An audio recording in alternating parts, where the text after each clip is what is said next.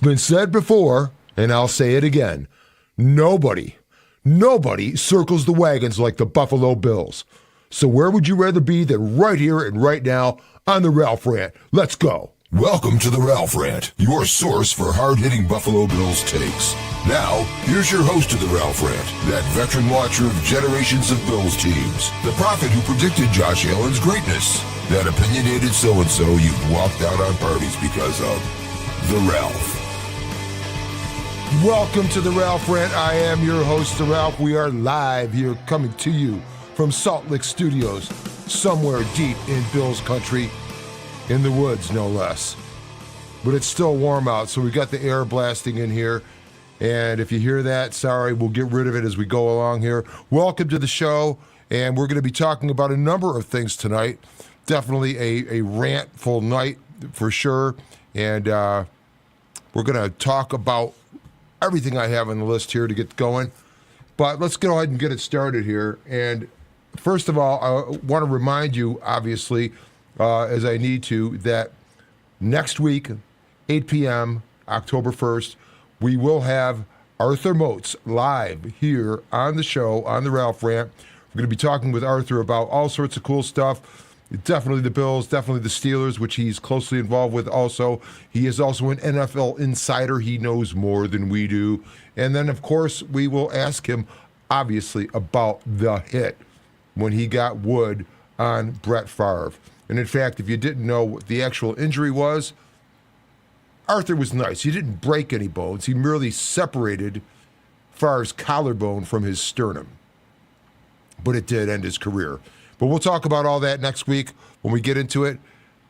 Looking forward to you getting in here, giving me some of your comments. Let me know where you're coming from and so forth. But let's get into the show here right now. And what I want to start out with is responses, essentially, from things I've heard during the week since the Bills played the Dolphins. Would be a week ago tomorrow night already. So the Bills on an extended break here, a little mini bye before they get to the Saints.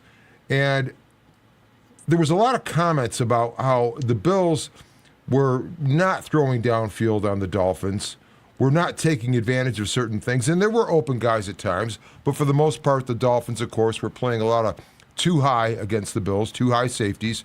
They basically had umbrella coverage, not wanting to let the Bills get behind them. And, of course, they probably had some fear in there, the Dolphins, that is. Elijah Moore has some speed. Josh Palmer has a little bit of speed. There was a possibility guys could get behind them. But we saw Josh with pretty much statistically might be called somewhat of a pedestrian performance, except for, of course, the touchdowns and so forth. But moreover, what we saw is Josh like Neo from The Matrix, where it's just slowed down for him so much.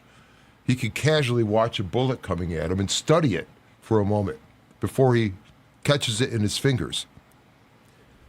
That's how quickly the game has slowed down for him. It's you could see it. And of course you could see him placing throws, arm angles and so forth. It's as if it was all slow. He could plan exactly where he wanted to go with the football, and he did great. So the Bills won the game, and of course it was closer than some people wanted, and we'll talk about the defense here in a bit. But suffice it to say that it looks like Josh has arrived at a new level. And of course, even Nick Wright believes that, because we see Nick Wright on the show, First Things First, and his Mahomes Mountain, as he calls it. For the first time, Mahomes is not on top of Mahomes Mountain. It's Josh on top of the mountain. So, excuse me.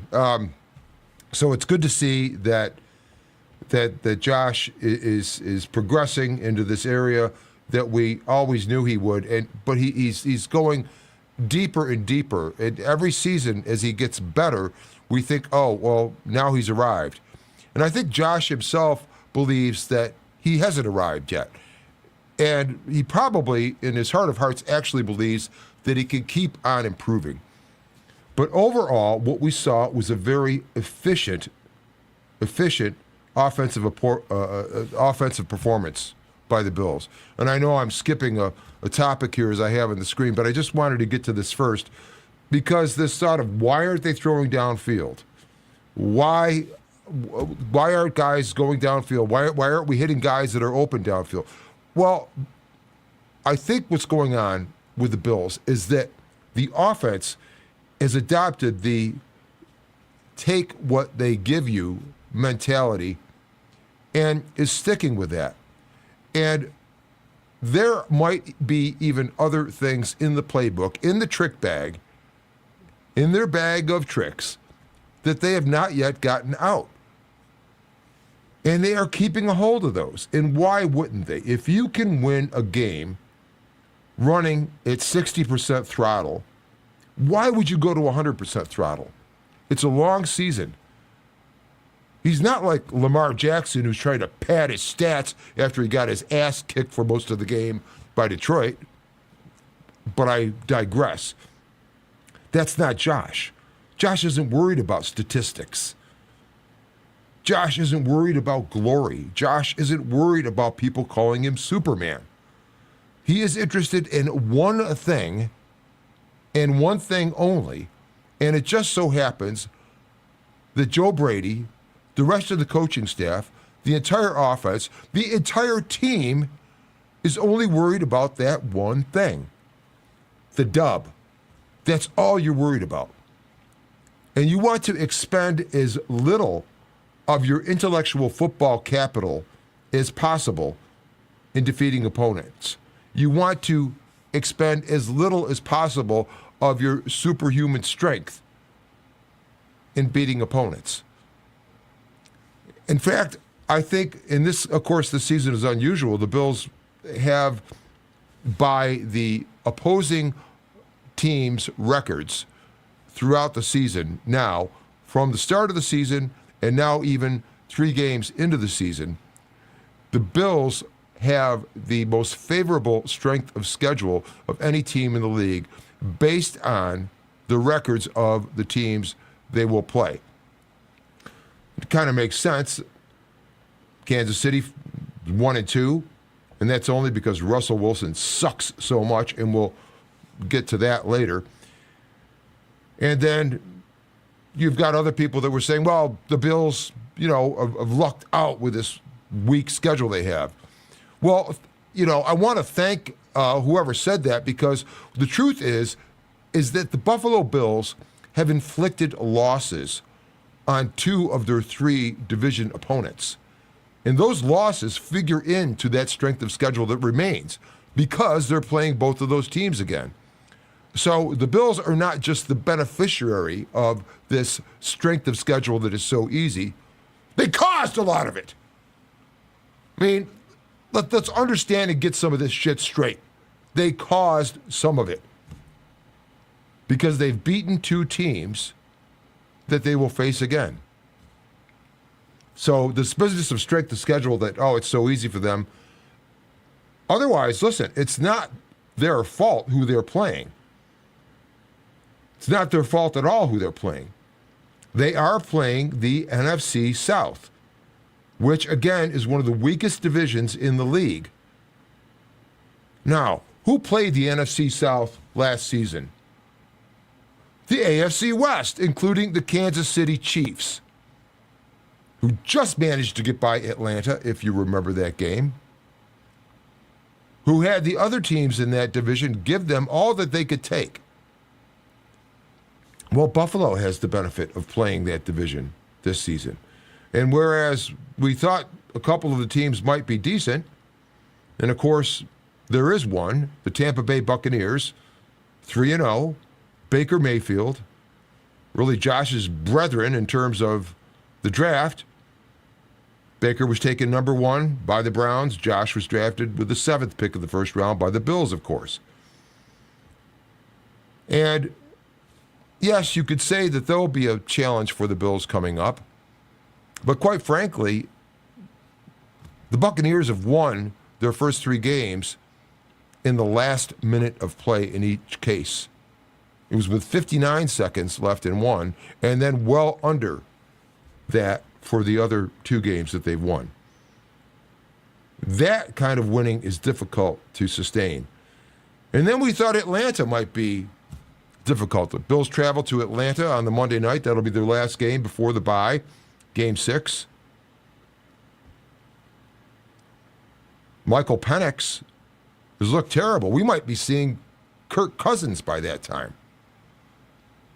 And the Bills and Josh Allen dealt with Kirk Cousins actually quite well in this very first season. You remember Game 3. The Bills were double-digit underdogs and went to the Vikings Stadium, whatever the hell it's called, and dropped a 27-3 number on the Vikings. That was Kirk Cousins.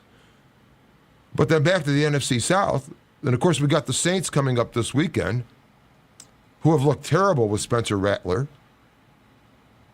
Tyler Shugg is their backup, who they drafted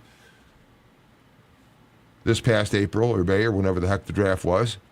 We might see him, but the Bills shouldn't really have any problem with the Saints. The Saints are traveling once again after having gone to Seattle and back and getting thumped. They're now traveling to Buffalo. And Buffalo's got extra rest.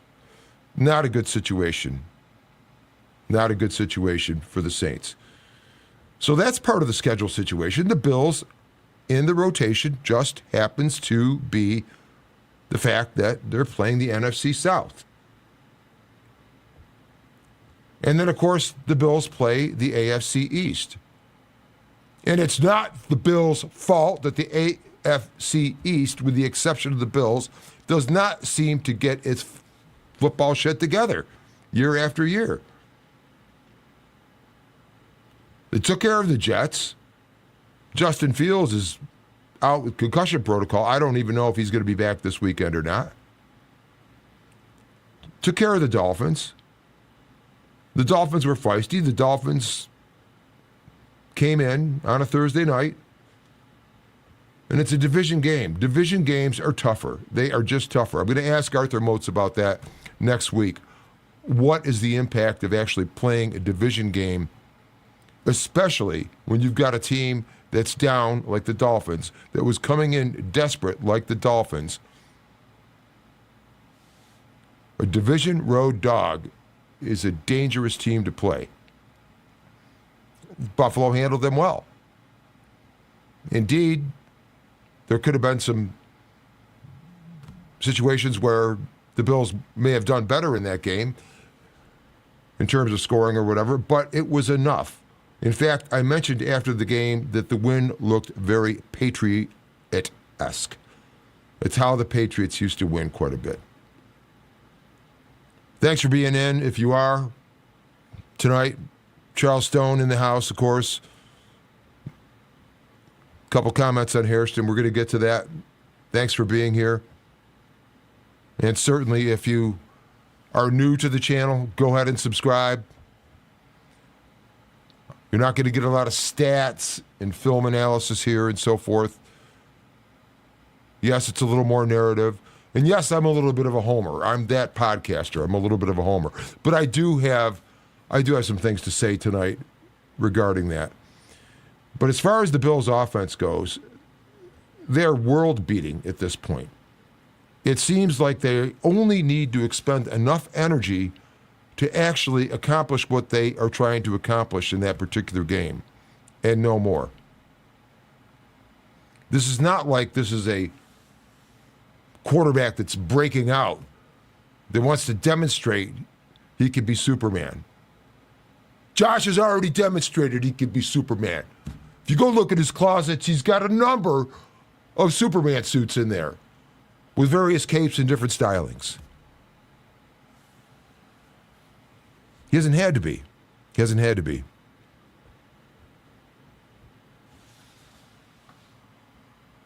So, as far as this business, and if they go, and people are expecting the Bills to go and clown the Saints. And they probably will. But if that game ended up 24-7 and we're going like, why aren't the Bills scoring 30? Because they don't have to. And I don't think it's an issue of them having to go put up these big numbers every week. You want to keep the stuff in the bag. You want to keep the stuff stored up for those teams that you've got coming up on the schedule. And you know they've got Kansas City circled, but they're not even thinking about that right now. The Bills treat this, and I believe Josh when he says they treat it like one-game seasons, one after another. You want to go 1-0 and 1-0 and 1-0. And it is the only way to accomplish that.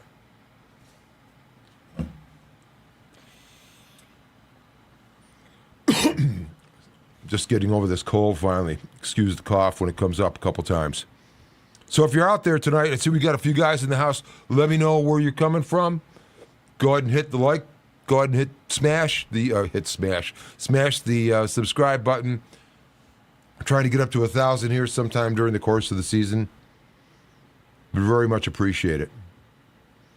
I'll throw in little cool tidbits as I hear them tonight. I did a big video on the stadium, the new stadium that is,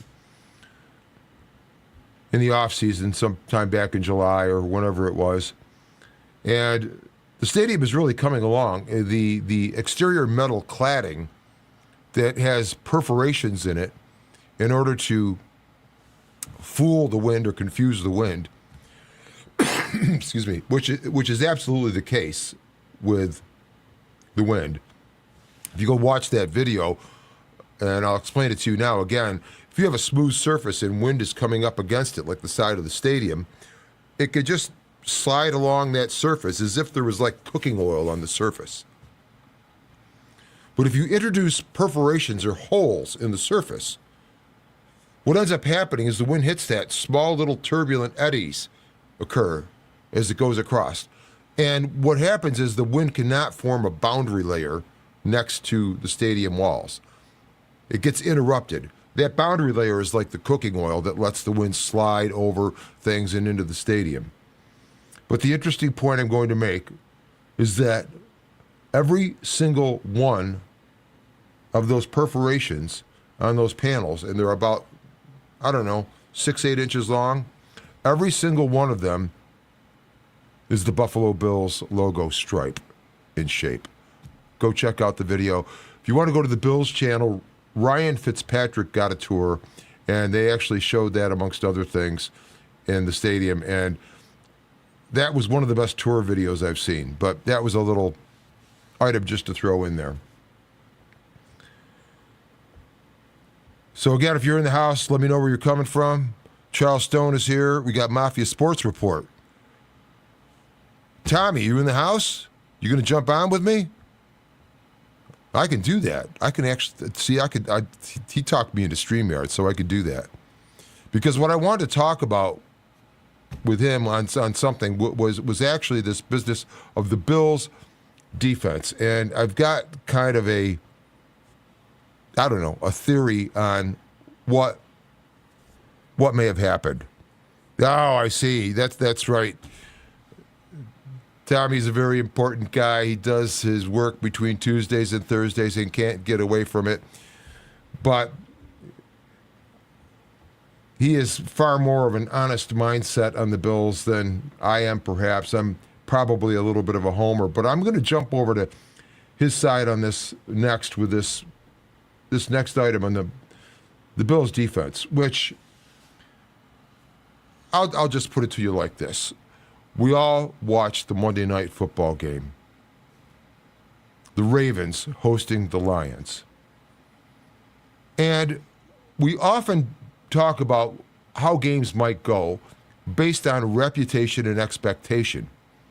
And the reputation and expectation that's evolved, especially during this season, but of course, longer-term ones that have evolved before. And certainly, the Baltimore Ravens have been touted as almost the sure bet Super Bowl team this season. Now, certainly, the Lions were also. Now, in the Sunday night opener, when Buffalo came back from 15 points down with less than 4 minutes left, or about 4 minutes left, and of course, if you didn't see it, some ESPN reporter put out there some business about the Packers getting beat by the Browns, which they were 10 down. And he said, well, a team that's 10 or more down hasn't come back to win a game in the last 4 minutes since 2017 or whenever the hell it was. Thank you, the Bills had just done it. ESPN, extremely subpar news. But if we get back to this mindset of, okay, the Ravens are a Super Bowl team, and we thought Detroit was, yet Detroit gets beat 27-13 in the opener versus Green Bay. Green Bay has Micah Parsons now. Jordan Love is supposed to be blossoming into something.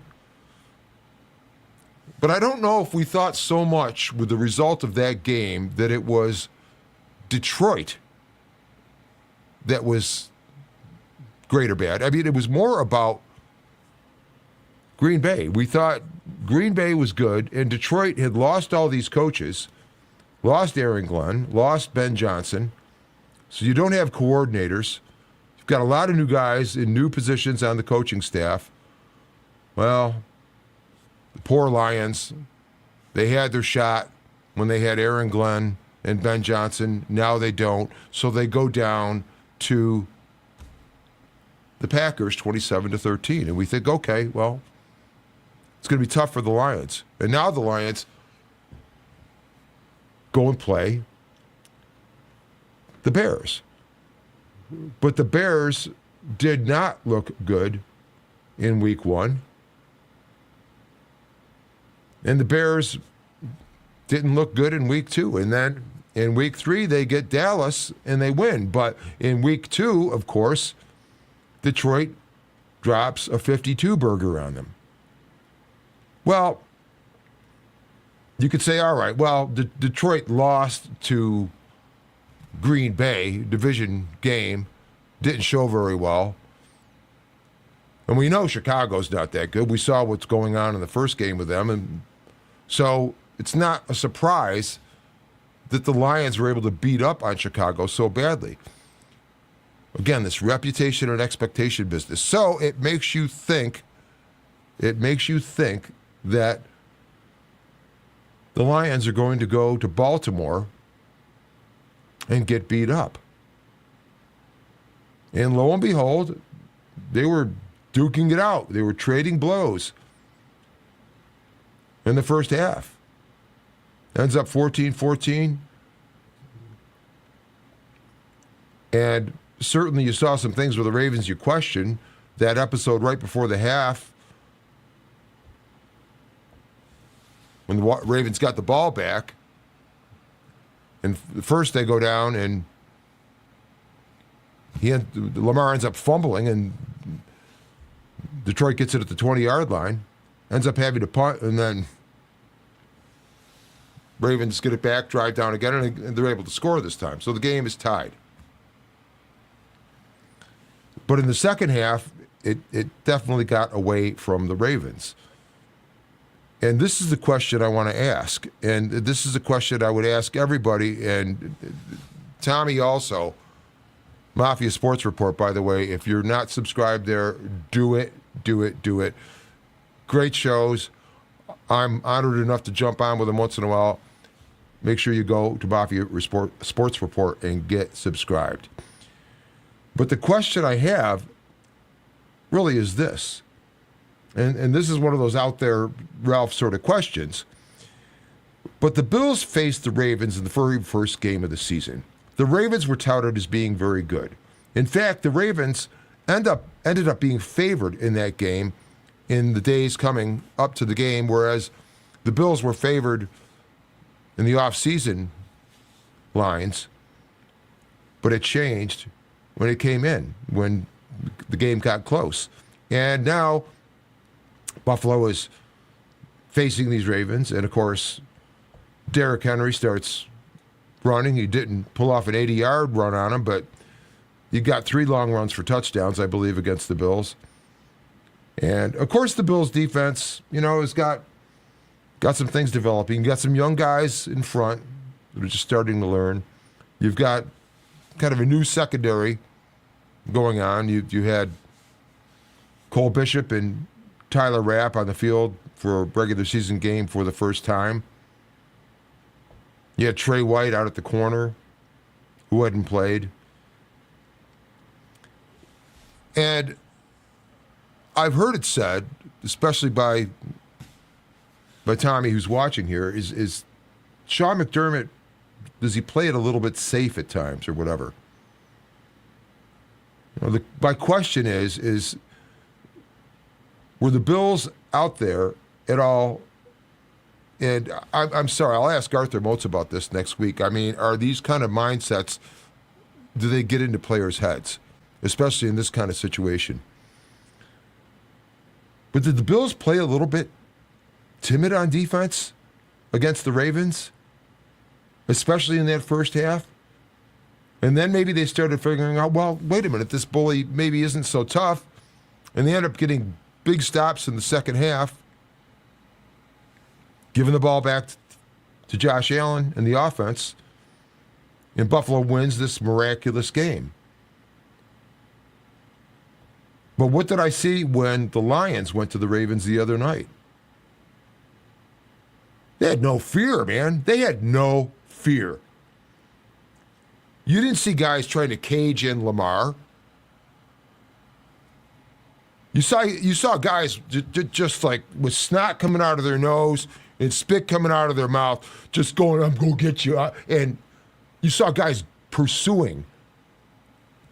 And it looked like they had murder on their minds in that pursuit.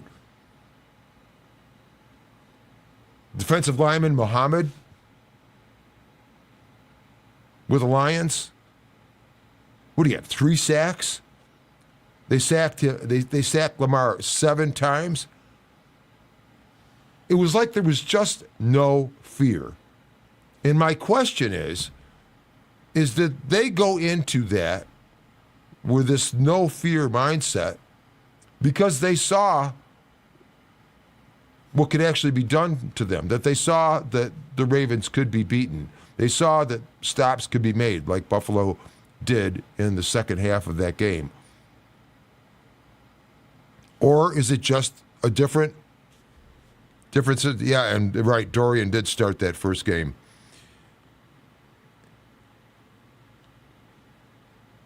You see there in the comments, but I'm wondering about the mindset, and then the mindset again, basically with the Bills versus the Dolphins. They got Tua off the spot a number of times, and there was some good defensive play. There was good things to see on film.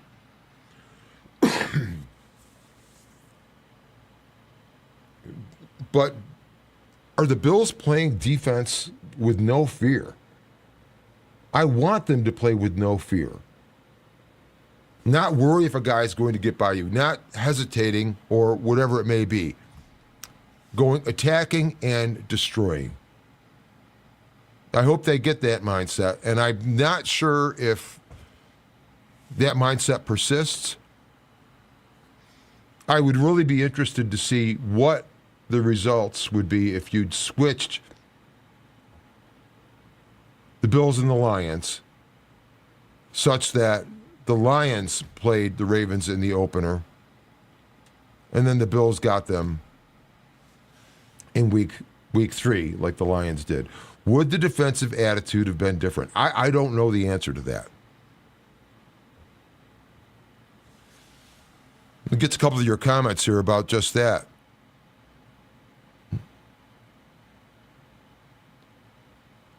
And yeah, the Charles Stone there, the new Bills Stadium Live channel. I watch that all the time. In fact, I connected with Mark, I believe it is, from Gorilla Garage, and I got some drone video from him for my stadium video.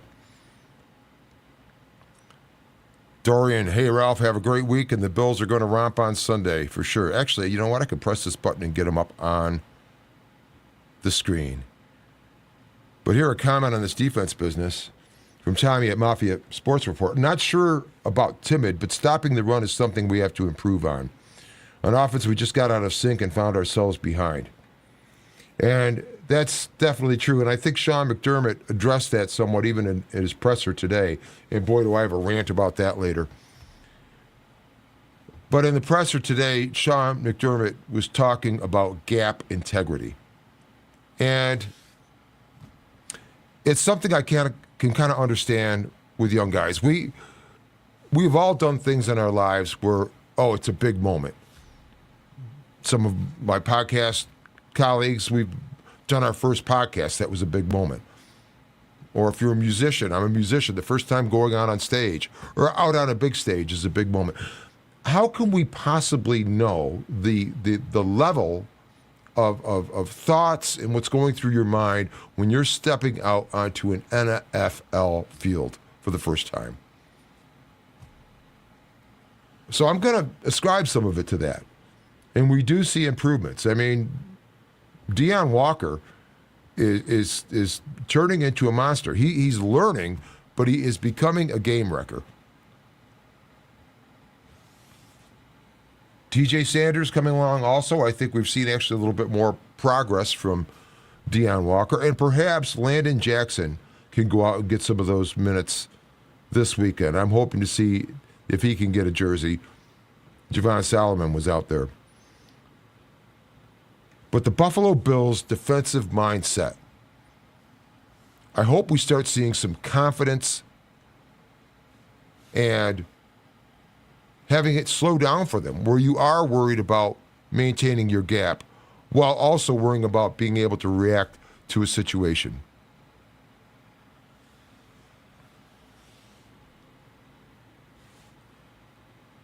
Let's get some more of your comments going here. Tommy also indicates from the Mafia Sports Report, but I would love a more aggressive approach on both sides of the ball, especially on defense. But the reality is the Lions have a bigger impact players on the line. And that's true, but I think one of the big differences in those defenses is that the Lions, their second level is some studs. Anzalone, Jack Campbell, you get some big, thumping dudes back there. And frankly, we have got small linebackers. Terrell Bernard, smallish. Dorian Williams, he's a beast, but he's smallish, 230. Not these 250 guys that the Lions have. And Milano as well. And we heard in the injury report today that he was included in the statement that it's coming along day to day, and he will hopefully get back here. Ed Oliver, likewise. And also Spencer Brown has a calf, apparently.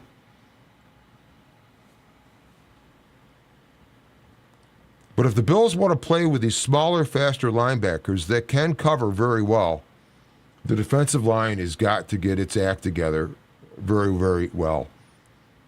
And they've got chances to do it here against some teams coming up. Got the Saints, then the Patriots. I've got a good friend who's had season tickets to the Ralph for years. He's given them up after this year, but he was at the Ravens game. I believe he was also at, he wasn't at the Dolphins. He's going to Saints. He'll be there for the Sunday night contest versus the Patriots. And I am actually going to attend the 425 contest where the Bills host the Bengals on December 7th. And it now looks like, with the way the Bengals are going, we might not even see Joe Burrow for the rest of this year. Unless they're in contention, they are not going to throw him out there, especially when he's coming right off Yeah, Ed Oliver and Matt Milano coming back, being a big help. That is very, very true, Charles Stone. And I think that the notion of having a good player in the lineup, making other players around him better, I think Ed is very infectious with that. And hopefully we see that happen. And then, of course, when Ogunjobi and Michael Hoyt return to the lineup, and this is one of the other points I would make about the defensive mindset. I believe that the importance to the Bills of being able to get the wins that they need to get and be in position in the playoffs to have a defense that actually is rolling. I think they're still learning some of the stuff that Ryan Nielsen is teaching. Aaron Kromer didn't teach the offensive line to be great in just a few weeks. It took some time. Ryan Nielsen is Aaron Kromer's counterpart on the defensive side of the ball. And I think as we go along, we will see more and more things in place and in play. But I think we still have guys learning the fundamentals and basics of defensive line play. And you're not going to complicate that for them early on. Fortunately, the Bills' schedule sets up, I don't want to say preseason, but it kind of sets up like this earlier stretch of games other than the opener where the Bills might have the ability actually to do quite well and learn and get the defensive line and get this interior pressure going, which will allow the edges to get more pressure. I mean, when you have that compression in the interior, that makes everything else flow. But they need to have that happening at least before week 9.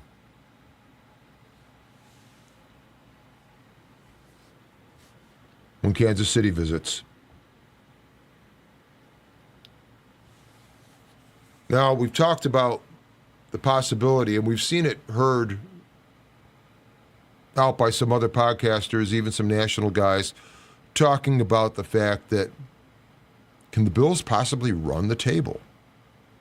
I don't even know if it's possible. Yes, I predicted it in the offseason, and I predicted what this defense would look like by week 11.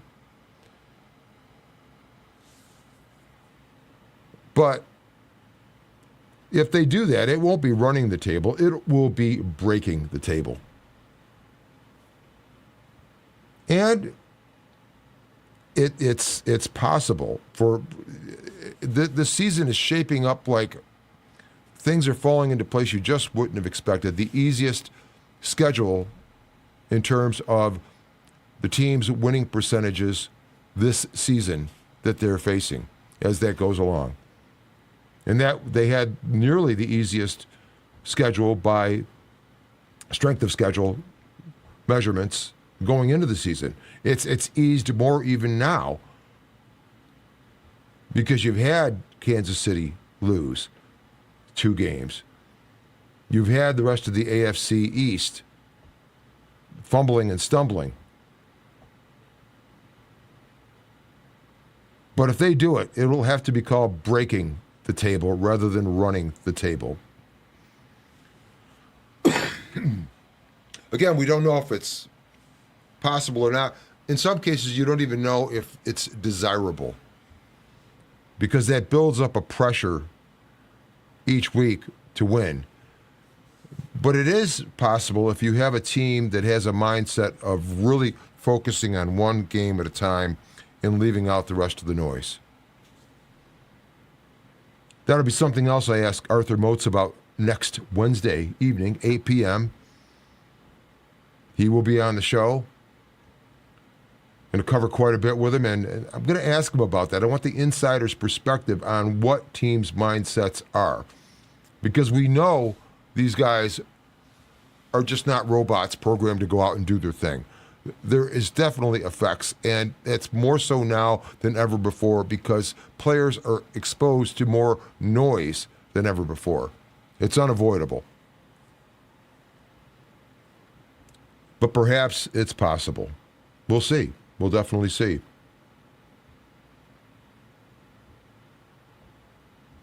It'll be a thing where the Bills get to a point where they're 6-0. They go to the bye. Then you go down to Atlanta on a Monday night where Michael Penix is just fallen off the edge of the planet in terms of his play. They could be 7-0.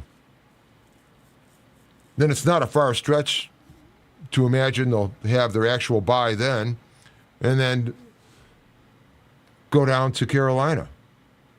And yes, Carolina just thumped Atlanta 30-0, but there's some game script there that you've got to see.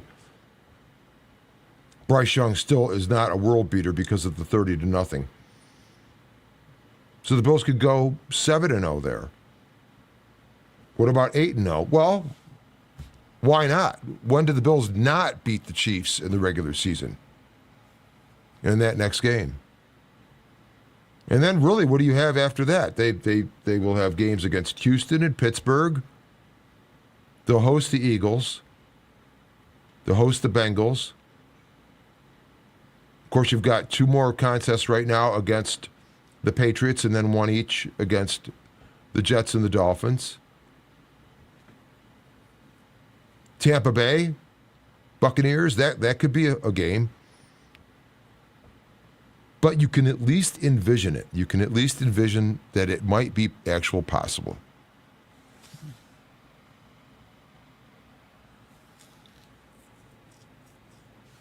We'll see. We'll see. But it will have to be called breaking the table and running the table. But moving on here, the next item I wanted to get into, Hawkeye No More. I thought my Hawkeye vid I did just before the season started was the best video I'd ever created, and it did not do much. Maybe it was because the thumbnail had that daffy-ass graphic that the NFL was going to use for showing the Hawkeye system up on big video boards at stadiums. What a mistake. I mean, this came about to begin with because the refs, a lot of people say, well, it was rigged on January 26th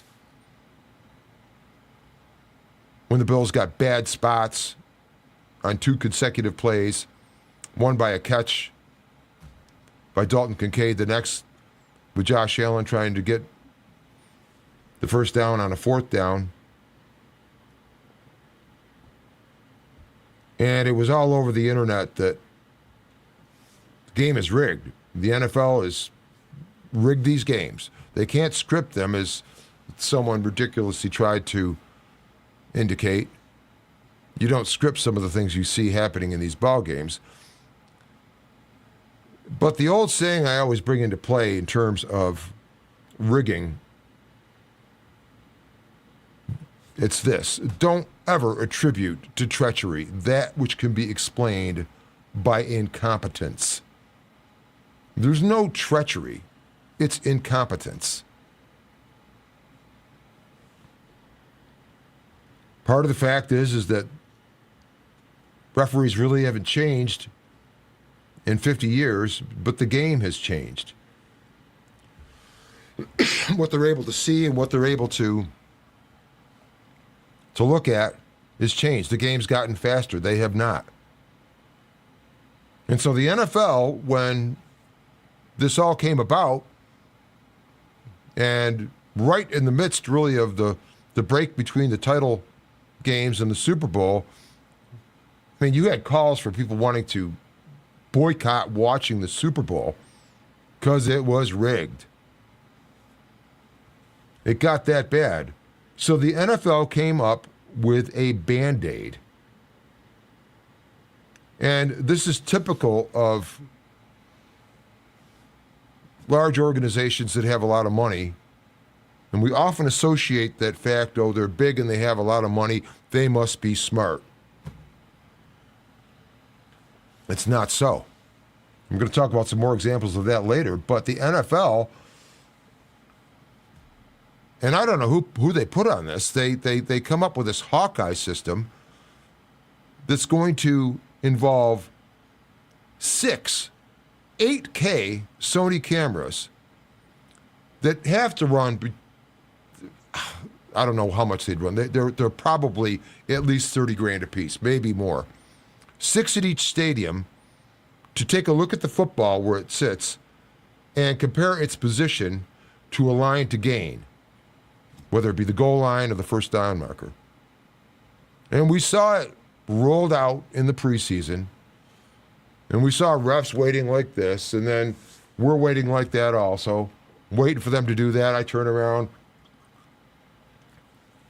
have a quick drink because there's nothing to watch as we're waiting for this to come up on screen. And I predicted that we would quietly see Hawkeye fade away and die a quiet death. And it has. I do not know of a single regular season game where it has been used.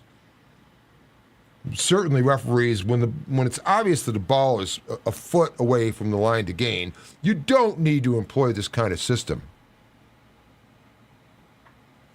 And when things are close, we have cameras going down the line, and we could see Jahmyr Gibbs' touchdown the other night versus the Ravens. The Lions, Jahmyr Gibbs goes over the line. They're not sure if they can call it. You've got a camera angle from the pylon going right down the goal line, and you can clearly see the ball, and you can clearly see it across the line. Measurement was never the problem. That's why Hawkeye has gone, because Hawkeye was about measuring. And measuring has never been the problem with this. It's spotting the football. And I won't get into it now, but I've got a solution for how to properly digitally spot the football. And if the NFL wants to bring me in to run that project and get it going, I'm available. But what you need to do is be able to spot the football, not measure where it is. We have chains to measure where it is. And the chains can get it so close that Jerry Markbright, referee years ago, pulled an index card out of his pocket and demonstrated that the index card would fit between the stick and the nose of the football.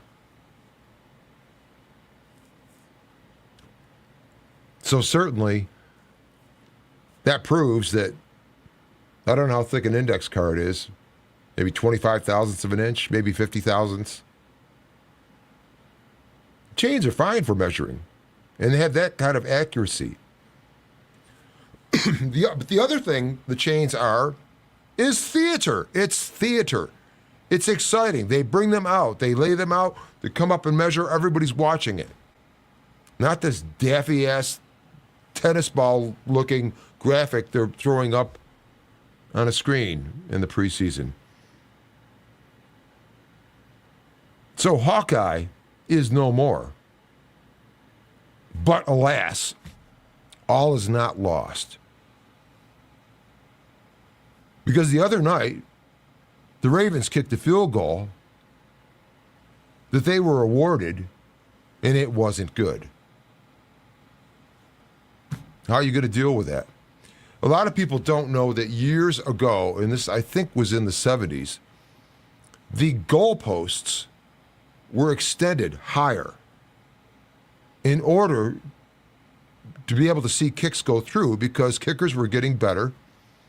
And of course, what they used to call soccer-style kicking, which is how everyone kicks now, rather than the straight-on toe kick you saw in the past history of the league. Well, these guys kick the ball higher and farther. And of course, if it goes between the posts here, there's no question.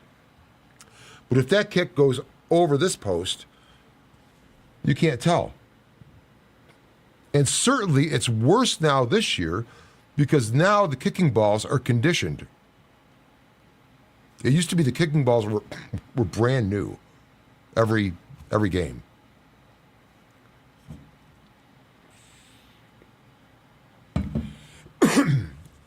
This is why you saw kickers pressing into the ends of the ball when it was time to kick off. They're trying to condition them, soften them up a little bit. Now the balls are conditioned. The kicks are going farther, definitely farther. We'd heard that Prater had a 45-degree limit placed on him when the Bills brought him in. Now McDermott has sent him out twice for 53-yarders, which he's boomed because the balls are going farther. They're easier to kick. So what do? Well, one of the solutions to this would be just raise the goalposts another 10 feet. That would probably cover most of these kicks that are going over the top of the goalpost to go through. Now, the rule is, of course, that you've got the goalpost width, and the ball must be inside the outside edge of the goalpost. It doesn't need to be inside the inside edge, but the outside edge, no part of the ball can exceed it. So you could raise the goalpost, but the other thing you could do quite easily is we all have this on our garage doors. And if you've ever tried to shut your garage door from inside and run out, you know you got to hit the button, step towards the door, and then step over the laser that's shooting across. Because if that's interrupted, the garage door will stop going up. And by the same token, you could do this on the goalpost by having a laser that shoots directly up on the outside of the goalpost. And just like you don't want your foot to cross that laser when you're trying to get out of the garage door and prevent it from completely shutting, if the ball touches that beam at all, even the smallest little portion of the ball touches that beam, the kick would be no good if it's above the post. Now, you might not need that because you could raise the goalpost 10 feet on either side, and that would probably solve it. Although it gets to the point where structurally, posts that long, they're going to wave a little bit. I mean, do we remember the game even when the normal goalposts were bent over sideways in a hurricane-type breeze at the Ralph versus the Patriots? I remember this years ago. So if you want to install the lasers and make sure it's right, then somebody could complain that, well, yeah, but you've got 2 goalposts per end, so that's 4 per stadium, and you got to do it to every single one of the 32 stadiums. That's going to be a huge cost. Here's what you do. Take the dumbass Sony 8K fucking cameras that are no good for doing this Hawkeye crap that's dead, and go ahead and sell them, and you'll have plenty of money to go ahead and install lasers on the goalpost. And then we won't have to wonder if a field goal is good or not. We don't need that kind of theater.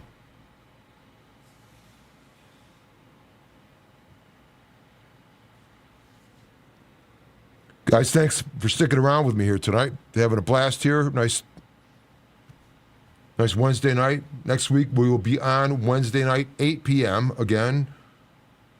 Arthur Moats will join me on the show. Looking very much forward to that. I actually looked at his replay. It was December 5th, 2010. It was his first year with the Bills. He'd been a special teams ace. I don't know exactly when he got his first start in the season, but he got a start certainly in that game on December 5th. They're playing the Vikings. At the Vikings, and Brett Favre is quarterback, now having moved from Green Bay to the Jets and then to the Vikings finally. Arthur Moats is playing the outside linebacker. He's in a wide 9 sort of position outside the tackle. I believe the tackle was number 75. I don't know his name, but he starts his rush from the defensive right, offensive left. And Arthur was, one of the fast, bendy kind of guys. He could well have been what a modern edge player is now, but in a 3-4 defense, you usually have those edges as outside linebackers. But he was fast, and he was bendy, and he is moving on this tackle and gets by the tackle at about the spot which would have been directly behind where the center would have been at the beginning of the play. And he gets by him. In the meantime, Brett Favre has taken the snap and has rolled to his right, not all the way out past the numbers, just pretty much out past the tackle position, as it would have been from that perspective. And then he stops up and he's going to throw, and Arthur hits him from behind with a clean hit, separating Favre's right collarbone at this end from the sternum. And the ball flies up in the air. Bills corner Drayton Florence intercepts the pass. And they're talking about Favre going down and getting hit, and they're talking about Drayton Florence intercepting the pass. And it took them about 20 seconds to figure out, hey, who actually hit him? It's Arthur Moats. And that hit I loved so much because we all got so sick of watching Tom Brady beat the Bills, and I was always praying for just that hit. And they never really seemed to get it on Brady. I think they got him once. But Arthur Moats, for me, was one of the first demonstrations of what my definition of the term getting wood on somebody is, because Arthur Moats got wood on Brett Favre. And I'll be excited to talk with him about that next week when he's in.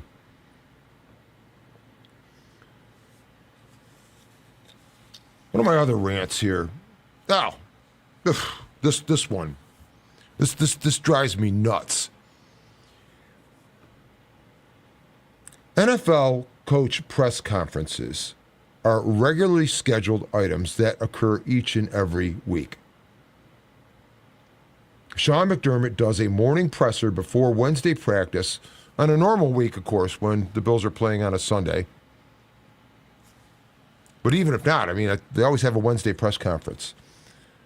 And I like to go and watch that. And the Bills' site does not seem to get them up very quickly, so I'm very interested in seeing. So I go to YouTube, and when I go to YouTube, I've got a instant. I just type in SE for my search at Sean McDermott press conference. Excuse me. So I go and hit that, and it's WGRZ. They have their live stream of McDermott's presser. Now, they get the live stream going early. You can see the camera from way in back, the empty table in front, waiting for Sean McDermott to appear. And he finally comes out. And I guess it's what I found out today, it's the Bills that actually set up the microphone and the system. And anyone there that's there to stream the podcast, which they are allowed to do, I guess they get permission to do, can actually plug into the microphone output. The problem is the only microphone in the place that's in, unless there's another one that's getting passed around for the questions, which doesn't get to everyone, is just in front of McDermott. And so we could hear McDermott making his responses, and you cannot hear any of the questions coming from the press that are there. You kind of got to guess what they asked because you can't hear them, and you can only go by McDermott's response. And then at some point, McDermott's responses were actually dropping out. And WGRZ gets comments on there, including mine, indicating, I'm like, I'd like to be, personally, I'd like to be making more money, but I've got good enough gear in my podcast studio to be able to go and produce this press conference so people can actually hear it. And this is the NBC affiliate, WGRZ in Buffalo. You don't have gear to do that? So apparently, I call there, and The first guy I talked to, all right, I'll write it off as the call failed or something. He might have hung up on me. I wasn't being as much of an asshole as I am right now about it. So I call back and I get this woman, and I'm cool with her. It's like, what's going on? Why can't you get these press conferences so we can actually hear them? I said, oh, well, the Bills only allow us to plug into their mic audio, which I guess is just McDermott's microphone. And I'm like, well, okay, then why not just use an iPhone to stream it? iPhones have condenser microphones. If you've ever used one, if you've gone out and listened to a band, it'll compress the sound so you can actually hear it, and then that same recording will have normal level voices where you can record them. That's what a condenser mic does. And they're very good on the iPhone. And if you just held that up, you could get audio from everybody in the room. Would it be like pure crystalline, the baritone smooth voice like you're getting from me and the Ralph right now? No, but you'd be able to hear it. You'd be able to hear everything. And she's like, well, we can't do that because then the video would be separate from the audio. I'm like, did you ever hear her syncing the two up? You know how quick that could be done? Taking their video and syncing your audio to it? So hopefully with these complaints, we'll finally see these press conferences, which I just can't understand with all the money that either the Bills have or the stations have, the ability to get equipment. I mean, again, there's Sony 8K cameras you could sell because they're not in use, they're collecting dust, to be able to do something with those funds, like perhaps get us to actually hear the press conferences.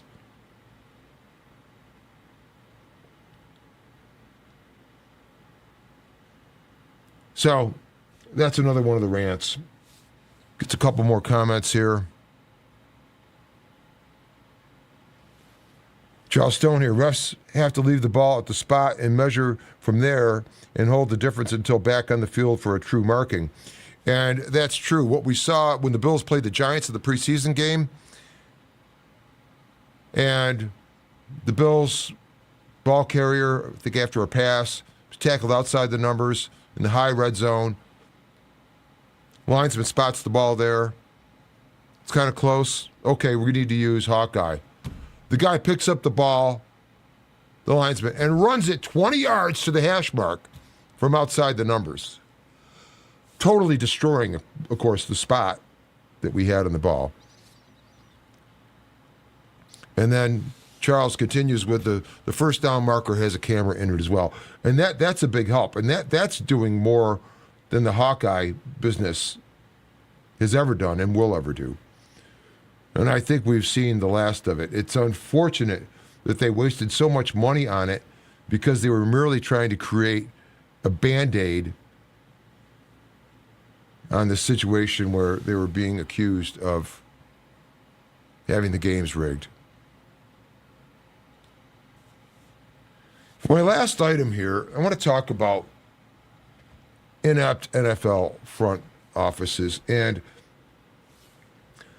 often there's a notion that we can have that somehow money, having money, is associated with intelligence.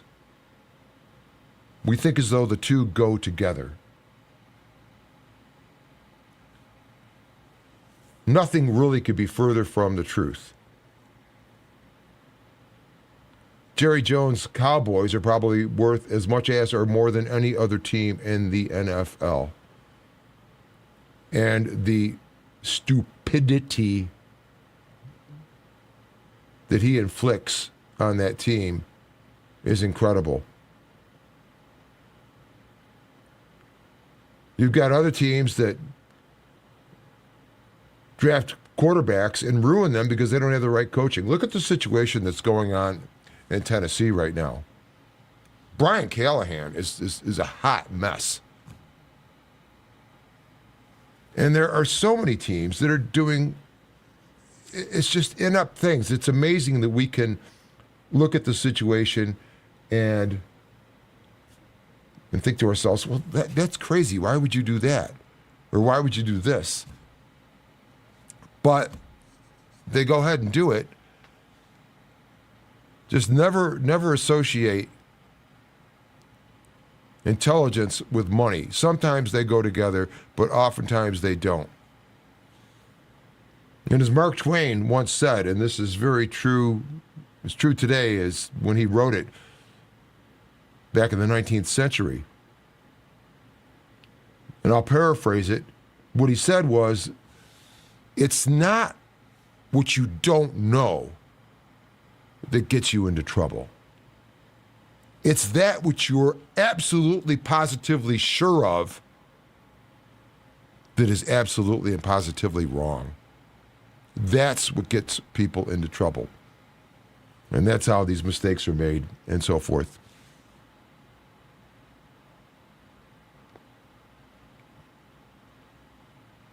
Bill's pressure should be better at the new stadium. You know, I would certainly hope that would be the case. And if you go check it out, again, that tour video, it's on the Bills website. They're taking Fitz through it. And, of course, you know, they're showing him the canopy and the water system. In fact, if you go to Bills Stadium Live recently, I glanced at it today, you actually see the drainage lines from the snowmelt system there on the back end of the stadium. But Fitz got the tour, and he was amazed at the locker room, even the design of it being narrower on the ends, wider in the middle, and narrow down at the other end. So there's a line of sight to the coach in the middle whenever he's talking. They have a covered indoor warm-up area, artificial turf and some yard line markings on it. It's also a family gathering area for the players after they come off. But I thought the funniest part about it was when Fitz asked about the toilets. And he said, there is nothing more horrifying in some stadiums, and even at the Ralph, as it were now, where you have bathroom areas that are not ventilated. And when you talk about 48 guys, and apparently they've even improved the visiting locker rooms. They're actually much, much nicer now. The extent to which the detail has been taken care of in this new stadium is amazing. I mean, details like I indicated before, that every single perforation on the exterior cladding is all the Bills motion stripe from the logo. Every single one of them. Just like here. And I believe they're probably about that size also. What a lot of people don't know about the original stadium, there was a real battle about where to build it and what to build. And it was built pretty quickly on the cheap. You look at images from February of 1973. Now, the Bills played their first games in there August 73, and then September 73, they had a home opener there versus the Jets. It wasn't the first week of the season. But that stadium got built for $22 million then. And you could see how far they had to go on it, essentially way back in the winter, just months before. And as much as we've loved it, as much history is in it, and as many games as we might have seen in it, and with as many improvements that have been made to the stadium as it goes along, it was not a great effort. Certainly not by today's standards. Yes, it looked cool and so forth. Being dug out of the ground rather than built up. I mean, the new stadium just towers over it. But as I've stated, this stadium will be the best stadium on the planet. And I said in my video I did on the stadium how loud it would be. And if you watch that video I'm talking about with Fitz, and he's going through it with John Polka and the other Bills guy that's in charge of getting it built. And Fitz himself talked about, he's like looking at the place and he's like looking at this canopy. And he's looking at how steep it is. It's not spread out. And he's like, this place is going to be loud. Oh, it will be loud. It will be especially loud if our Bills this season take care of business throughout the regular season, get the number 1 seed, play 2 more games at the Ralph, and then go out near Josh's homeland in San Francisco and win the Super Bowl. Because when they come back and drop that banner in the new stadium, September of 2026, that will surpass any noise level that you've heard in any stadium.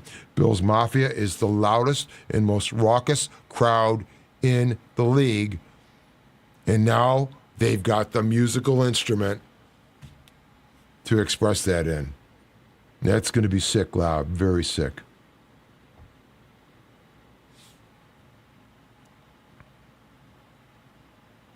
Anyway, guys, it's been great tonight. I'm not going to go 2 hours tonight like I did last time. Got all the subjects out. It's middle of the week. We'll be on again to talk about the upcoming game with the Saints. I expect Buffalo to do very well. Who knows if they clown them or not? The Bills will win the game. But again, you could expect to see the Bills, especially on offense, exert what is necessary to win the game and not going out to see just how many points we can put on the Saints.